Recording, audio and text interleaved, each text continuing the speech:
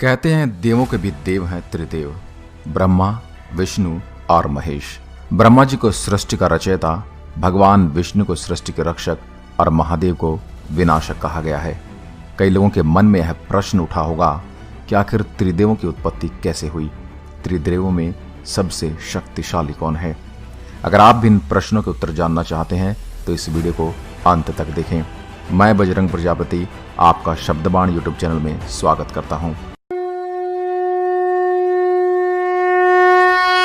इस विषय में 3 प्रकार की कहानियां उपस्थित हैं। पहली है शिव पुराण में से, दूसरी है भगवत गीता में से और तीसरी है सप्त ऋषियों की। सबसे पहले जानते हैं शिव पुराण के मुताबिक कथा क्या है। एक बार जब ब्रह्मा जी और भगवान विष्णु के बीच में विवाद हुआ कि दोनों में से बड़ा कौन है। विवाद इतना बड़ा था कि इन दोनों में युद्ध की नौबत आ गई। तभी उन दोनों के बीच एक अग्नि स्तंभ प्रकट हो गया। तभी ब्रह्मा जी और भगवान विष्णु ने तय किया कि जो भी इसके अंत तक सबसे पहले पहुंच पाएगा वही श्रेष्ठ होगा। इसके बाद भगवान विष्णु स्तंभ के अंत तक पहुंचने के लिए नीचे की तरफ गए और ब्रह्मा जी ऊपर की तरफ। दोनों में से किसी को भी इसका अंत नहीं मिला और भगवान विष्णु ने अपनी हार मान ली। लेकिन ब्रह्मा जी ने यह बताया कि उन्हें अंत मिल गया है, लेकिन वह असत्य था।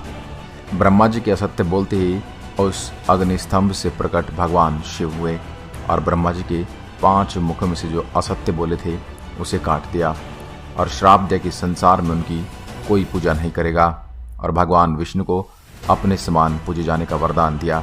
यह कथा शिव पुराण की है और इसके मुताबिक भगवान शिव सबसे बड़े हैं।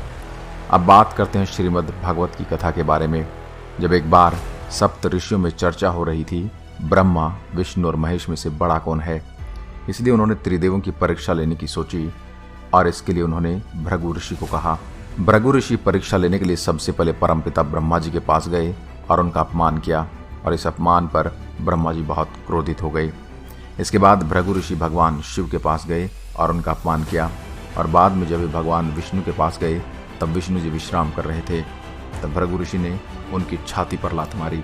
उनके इस बर्ताव से भगवान विष्णु को जरा भी क्रोध नहीं आया और उन्होंने ऋषि भृगु के पांव पकड़ लिए और उनसे पूछा कि कहीं उनके पैर में चोट तो नहीं लगी, क्योंकि मेरी छाती का भाग बड़ा कठोर है जिससे आपके पैर में चोट लग सकती थी।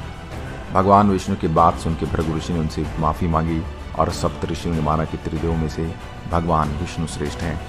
अगर इन कथाओं की माने और मनुष्य अपनी तमाम बुद्धि लगा के भी सोचे तभी वे त्रिदेव की तुलना नहीं कर पाएंगे।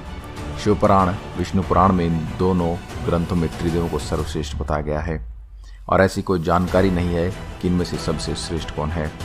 अब बात करते हैं तीसरी कथा की और इसके अनुसार भगवान विष्णु, ब्रह्मा जी और शिव जी एक साथ बैठे थे। तभी शिव जी ने सोचा कि जब मैं विनाशक हूँ तो क्या मैं अपनी शक्तियों से किसी का भी विनाश कर सकता हूँ? क्या मैं ब्रह्मा जी और विष्णु जी का भी विनाश कर सकता हूँ? शिव जी के इस विचार से ब्रह्मा जी और भगवान विष्णु मुस्कुराए और ब्रह्मा जी ने कहा कि क्यों ना आप अपनी शक्तियों का मुझ पर इस्तेमाल करें, क्योंकि मैं भी जानना चाहता हूँ कि आपकी शक्तियाँ मुझ पर क्या असर करती हैं। तब शिव जी ने अपनी शक्तियों का इस्तेमाल किया। तब ब्रह्मा जी जल के भस्म हो गए और वह पर राख का ढेर हो गया।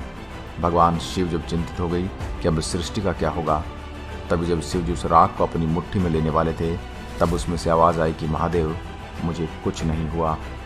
तब ब्रह्मा जी ने बताया कि आपकी शक्ति के मुझ पर इस्तेमाल से राख का निर्माण हुआ और जहाँ भी निर्माण होता है वहाँ पर मैं होता हूँ। तब भगवान विष्णु मुस्कुराए और महादेव से कहा कि मैं इस सृष्टि का संरक्षक हूँ, मैं भी जानना चाहता हूँ कि आपकी शक्ति का मुझ पर क्या असर होता है। तब शिव जी ने अपनी सारी शक्तियों का भगवान विष्णु पर प्रयोग किया। तब वहाँ पर भी राख का ढेर लग गया, लेकिन उसमें से आवाज़ आई कि महादेव, मैं भी यही हूँ, कृपा अपनी सारी शक्तियों का प्रयोग करें। और ऐसा करने के बाद सारे राख के कण गायब हो गए, लेकिन एक कण रह गया। उस कण में से भगवान विष्णु पुनः प्रकट हुए और साबित हो गया कि उन्हें यानी सृष्टि के संरक्षक को कोई नहीं मार सकता। तब महादेव ने सोचा कि ब्रह्मा जी और विष्णु जी का विनाश नहीं कर सकता और अगर मैं अपने आप का विनाश करूं तो उनका विनाश भी क्या हो जाएगा, क्योंकि अगर मैं नहीं रहा तो विनाश नहीं रहेगा और बिना विनाश की रचना नहीं हो सकती और अगर रचना नहीं होगी तो उसकी रक्षा की ज़रूरत नहीं रहेगी। ये सब बातें विष्णु जी मन ही मन सुनकर मुस्कुरा रहे थे और समझ गए कि महादेव क्या करने वाले हैं। भगवान शिव ने अपना विनाश कर दिया और राख में बदल गए। जैसा वे सोच रहे थे ब्रह्मा जी और विष्णु जी भी राख में बदल गए, जिसके चलते अंधकार छा गया और वहाँ पर राख के ढेर के अलावा कुछ नहीं था। तब राख से आवाज़ आई कि यहाँ पर राख का निर्माण हुआ है और जहाँ पर निर्माण होता है वहाँ पर मैं होता हूँ। और उस राख से ब्रह्मा जी प्रकट हुए, उसके बाद विष्णु जी और अंत में शिव जी प्रकट हुए। क्योंकि जहाँ पर रचना होती है वहाँ पर सबसे पहले सुरक्षा आती है और फिर विनाश। इस घटना से शिव जी ने जाना कि त्रिदेवों का विनाश असंभव है और इस घटना की स्मृति के लिए भगवान शिव ने उस राख को अपने शरीर पर लगा लिया और तब से उन्हें शिव भस्म कहा गया। इस कथा से हमने जाना कि त्रिदेव की आपस में तुलना करना व्यर्थ है और हमें उनकी भक्ति करनी चाहिए, क्योंकि जहाँ रचना होगी वहाँ ब्रह्मा जी होंगे, उस रचना के संरक्षण के लिए भगवान विष्णु, और अगर रचना होगी तो भविष्य में उसका विनाश भी जरूरी है, कि विनाश के बिना रचना संभव नहीं। इसलिए तीनों देवों की आवश्यकता है इस सृष्टि को चलाने के लिए। तो यह जानकारी आपको कैसी लगी हमें कमेंट बॉक्स में लिखकर ज़रूर बताइए। आप इनमें से किसकी भक्ति करते हैं यह हमें कमेंट में लिखकर ज़रूर बताइए। मैं मिलता हूँ एक और रोचक वीडियो के साथ। तब तक के लिए नमस्कार। जय हिंद, जय भारत।